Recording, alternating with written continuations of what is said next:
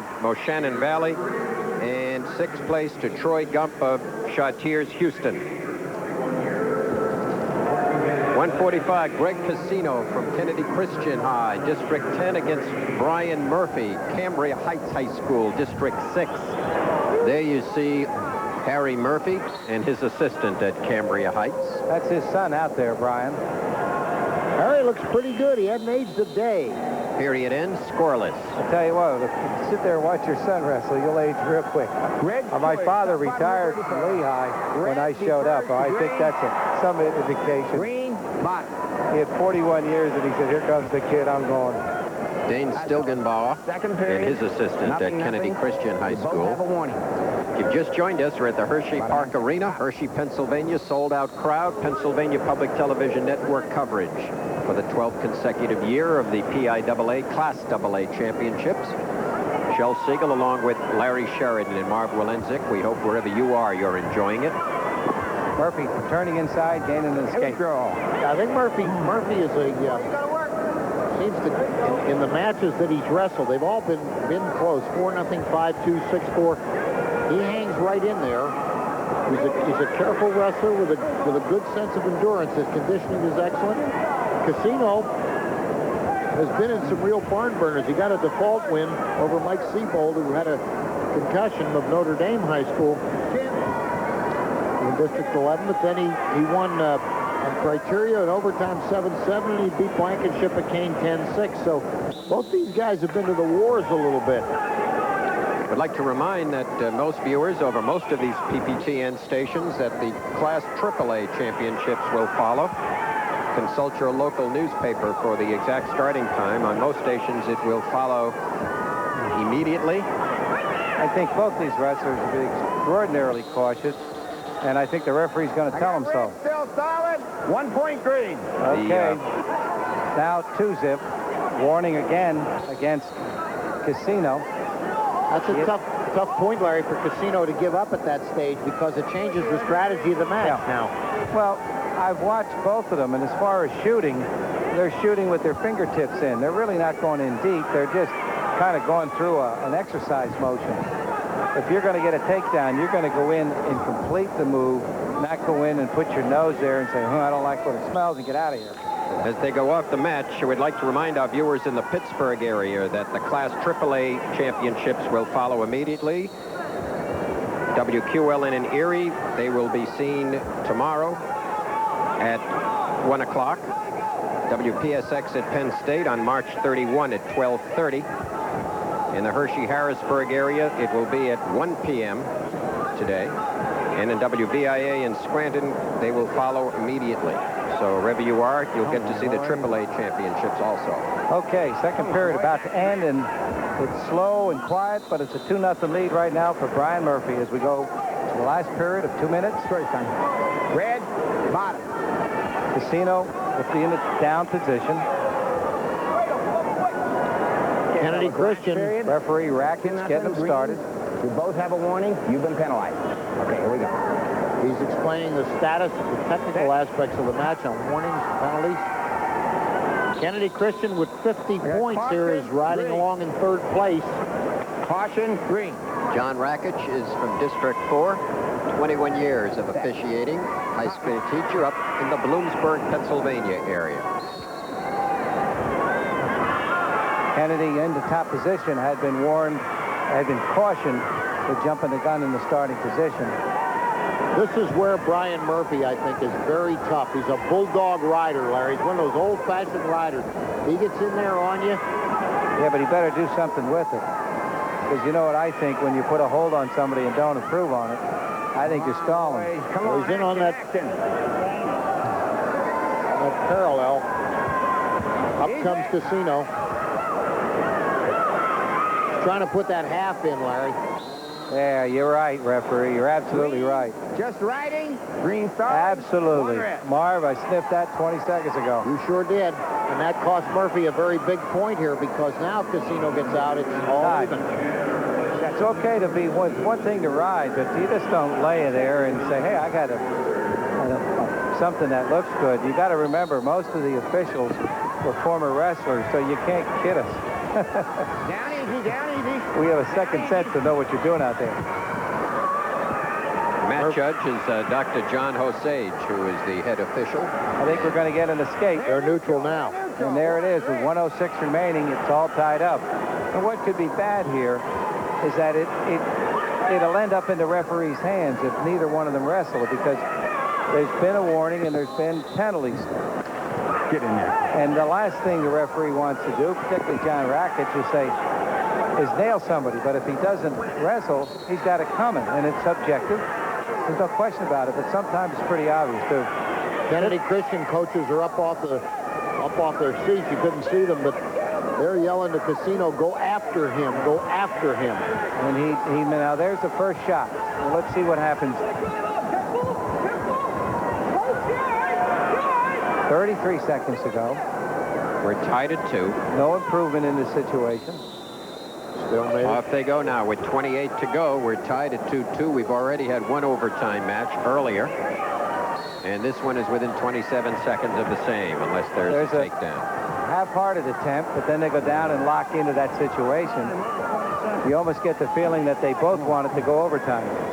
Larry Murphy really exposed himself there. When you reach in there with that disguised half takedown, well, if Casino had really popped through hard, he'd have had that leg. But the point is, Casino is taking the same defensive mode. Yep, you're right. You know, that's not a shoot. That's just a veiled attempt. And they're going to walk it out and go to overtime. And it will end 2-2, and we'll have an overtime period here in the 145-pound championships in the Class AA.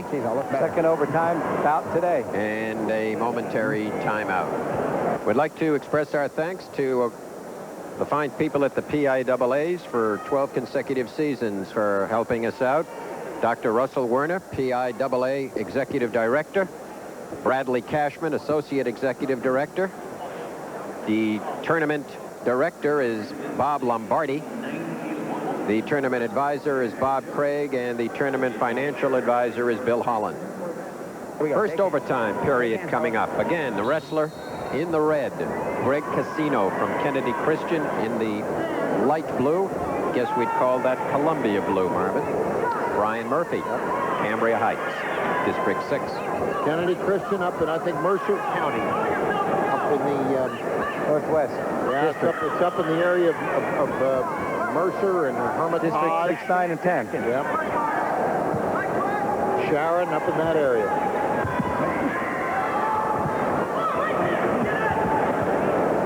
And again, here we are in the Pennsylvania State Championship, and I always mention it every year, and I'll do it again. Still no wrestling in District 8. District 6 is composed of Clinton, Center, Clearfield, Indiana, Cambria, Blair, Huntington, and Mifflin counties. This year, for the first time, I think, in the WPIAL, there were wrestlers from District 8, which is the city of Pittsburgh, in the tournament. I think that's a change. They have finally decided to come full scale, and the program is underway there. And I'll bet you, Larry, if we live long enough, we'll see the time when one of those 8 wrestlers is in this tournament and getting a medal. Well, they should have been in 20 years ago. Absolutely. Why should they be discriminated against? It's an urban city of Pittsburgh. They have all the wrestling meets in Pittsburgh. I remember Rex Perry was trying to get wrestling started, and the late Bud Lindholm, who has still never been recognized for all the work he tried to do. He was trying to get the intercity wrestling in downtown Pittsburgh, and it's absolutely ludicrous that Pittsburgh does not wrestle. And I put the onus on those people surrounding Pittsburgh to get the program going. Those kids are entitled to the same opportunities everybody else has across the Commonwealth, and they should be wrestling in downtown Pittsburgh. 45 seconds to go. Second period. It's a 3-2 lead now for Brian Murphy. Yeah, but one of these men right now should be thinking score. Well, and I know the referee would like them to score. He doesn't want the onus dumped on him to call somebody for stalling. But if you watch the situation, this is similar to some of the heavyweight battles I've watched this year, where they lock horns and dance a la Arthur Murray. Now, in the state championship, 1 point should not do it, and And I think you've got to really take a chance and start popping here. Murphy trying to step over off the whizzer. No control. But they're edged. There's 7 seconds remaining in the second period of the overtime. Murphy in the powder blue leading the Kennedy Christian wrestler in the red and gold 3-2. Green ankle bands on Murphy, red on the Kennedy Christian wrestler Casino. Well, I'm glad you didn't. You made some reference to Casino, but I was glad you didn't mention anything about Monty. Stay right here. Even I wouldn't. We're going to have a timeout. I'll dry you off. Just to get a little perspiration on a very warm day in the middle of March. Well, Larry, that's really the concomitant apogee of Sherry. They're wiping them with the same towel. Here we go. Last period. Minute to go in the third and final overtime period. A 3-2 lead. Right on man set. I believe since he hasn't held them down before, it'll probably be an escape. Flips up front, turns in, bang. That's it. Well, here we go. We have 55 seconds of waltz time. If they do that, though, Larry, doesn't that throw it? Now you got to have there's no criteria at this point, is there? It's 1-1. There's a takedown.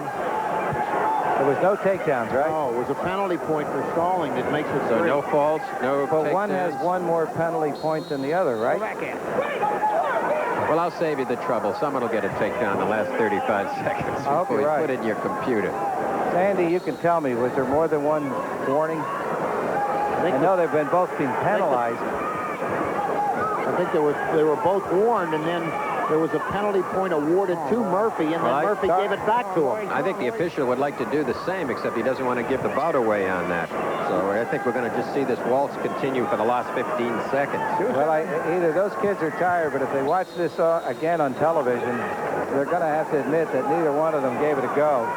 And when you have the title on the line, don't give it to the referee or the book to win it for you. Do it yourself. I don't think it's the first stalling point or the most stalling, but the stalling points are all even. I think it's going to go down to the wire. Let me see here.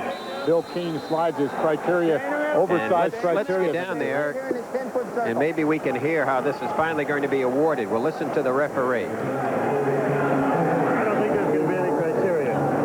Probably go to criteria 10. We don't have...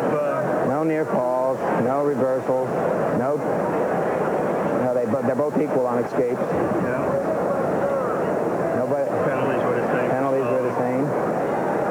Warnings are This is even. going to be a referee's decision, Larry. They're down to 10.